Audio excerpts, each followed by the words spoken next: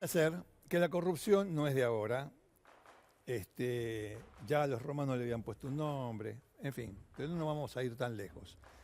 Juan Pedro Scherer era ministro en Corrientes en el año 2003, pero debió huir de esa provincia porque tenía denuncias por corrupción como para llenar esta sala. Se las picó. El tipo estaba casado con Pompeya Gómez y tenían un hijo, Cristian Scherer. Juan Pedro se escapó. ¿A dónde se escapó? A Paraguay. Entonces, en Paraguay se había establecido en un determinado lugar, qué sé yo, y hay quien dice que por una cuestión relacionada con negocios ilegales, hay quien dice que simplemente fue objeto de un asalto. El asunto es que a su mansión, ahí en Paraguay, llega un grupo de delincuentes, asesinos. ¿Usted recuerda la última parte de Cara Cortada con Al Pacino cuando el tipo estaba en su mansión y lo vienen a atacar? La última parte. Bueno, esto era algo parecido. El tipo estaba en su mansión con armas y qué sé yo, y lo vienen a atacar. Lo fueron a matar, le fueron a robar $80.000, $80.000 del año 2003, en fin.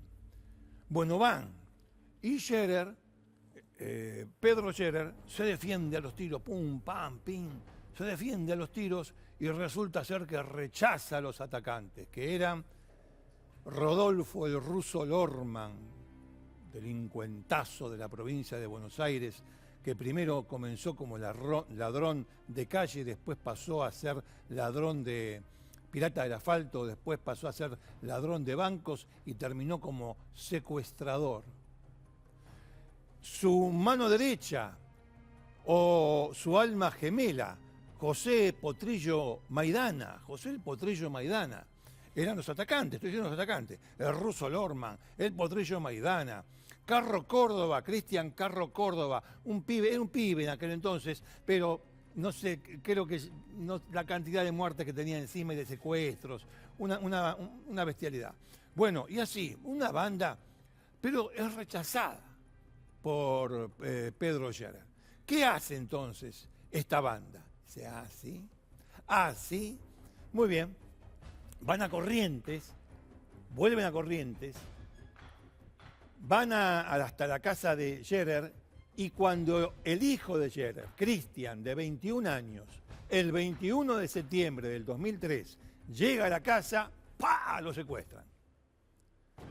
Secuestraron al hijo de Scherer, lo secuestran.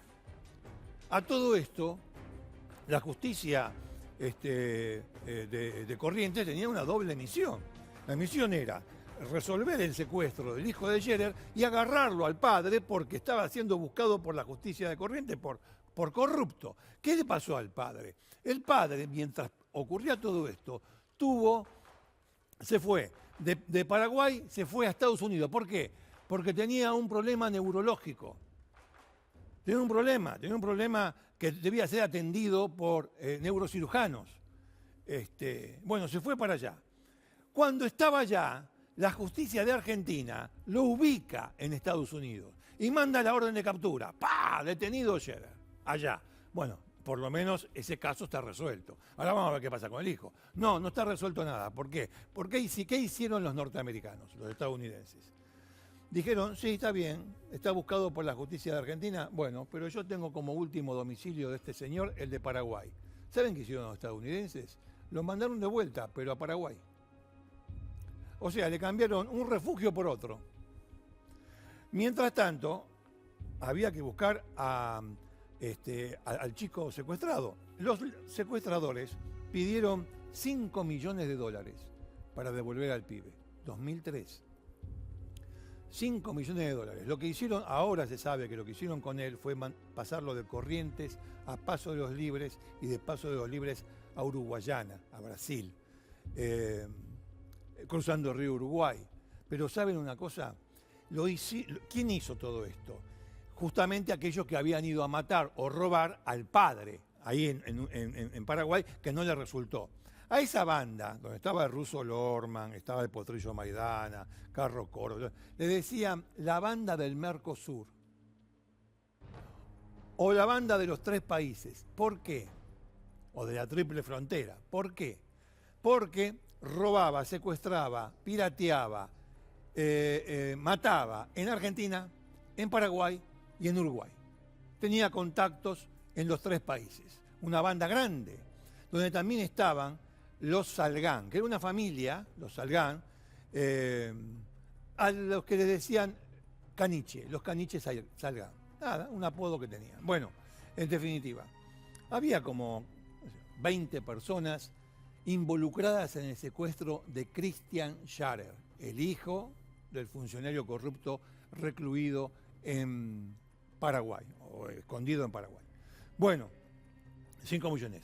La mamá de Christian se pone a la cabeza de las negociaciones y ahí se produce una separación definitiva con el padre, porque no se ponían de acuerdo entre el padre prófugo y la madre en Corrientes acerca de cómo llevar adelante las negociaciones con esta gente.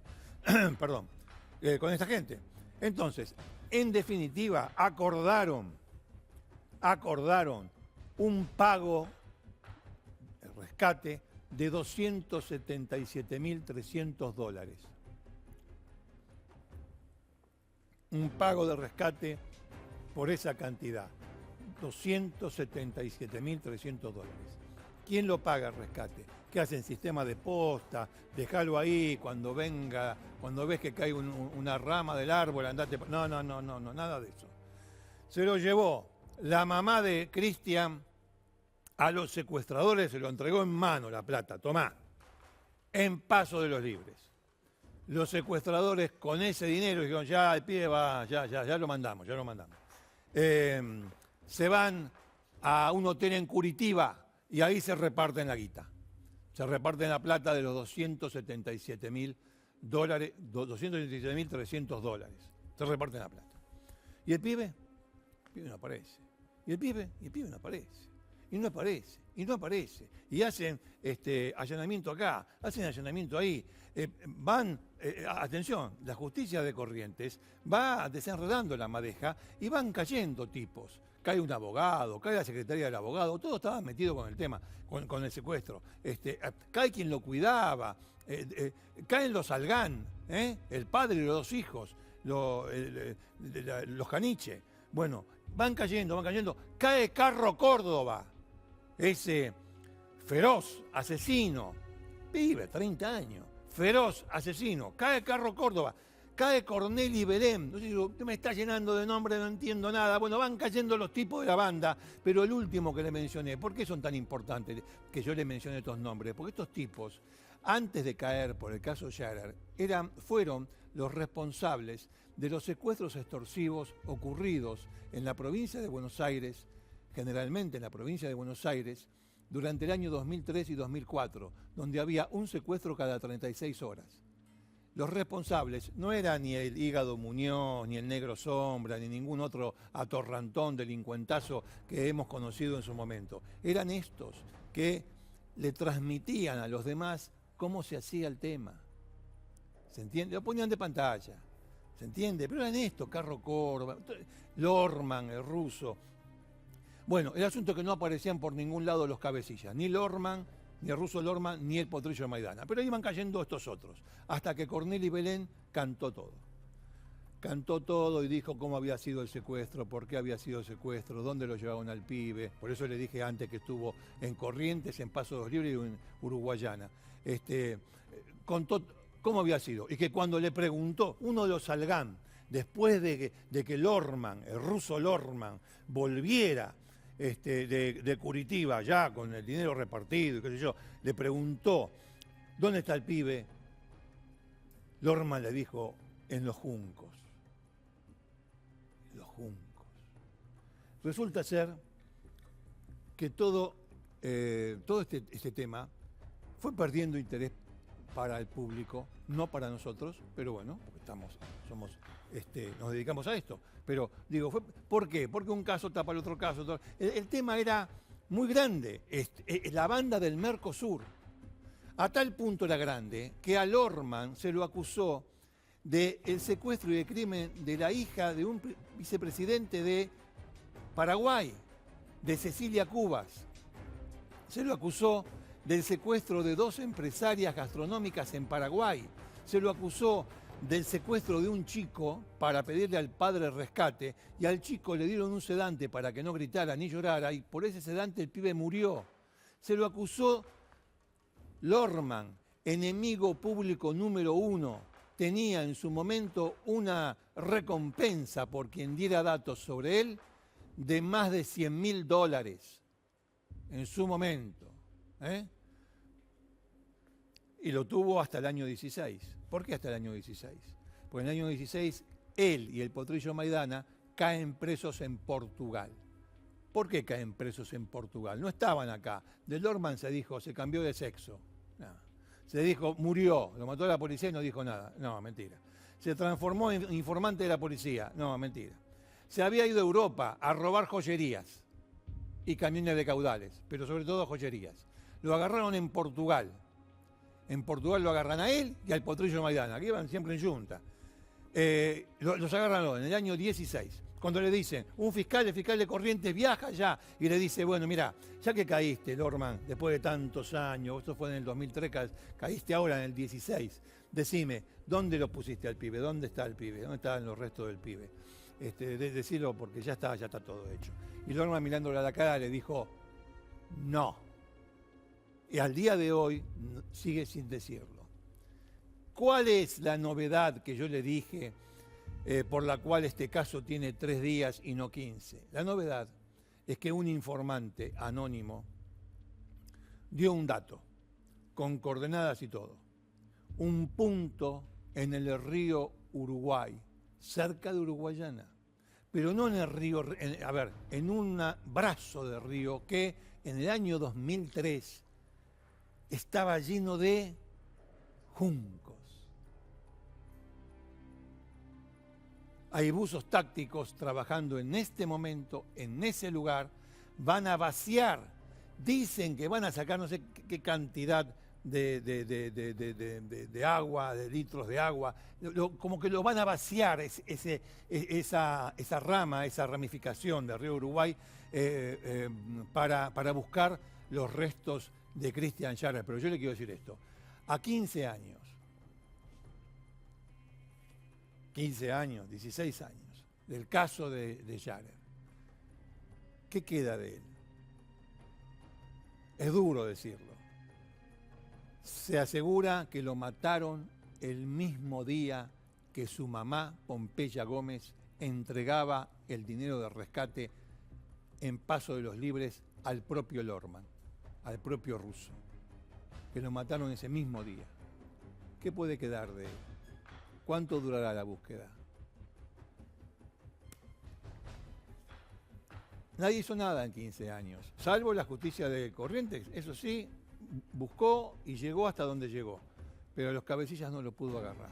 Los agarraron los portugueses y los tienen todavía detenidos ahí, y porque tienen que cumplir allá por los robos que cometieron y después vendría la extradición a la Argentina. Pero los tipos no quieren hablar. ¿Qué se hace con un caso como este? Lo cierto es que va a continuar el caso Lorman. ¿Sabe por qué va a continuar? No sé si van a encontrar restos de Scharer o no. El caso Scharer, el caso Lorman, no sé si van a encontrar los restos del pobre pibe de 21 años que estudiaba abogacía en el año 2003. Lo que sí sé que este caso, junto con estos nombres, que tal vez en algún momento lo han apabullado, pero que son tan importantes para la historia, este caso entró definitivamente en la historia de los crímenes impunes de la Argentina. No, pero sí hay condenados, los cabecillas no. Bien, amigos, esta ha sido la historia de Sillón. Vamos a encender las luces del estudio, nos bajamos los pantalones, vamos a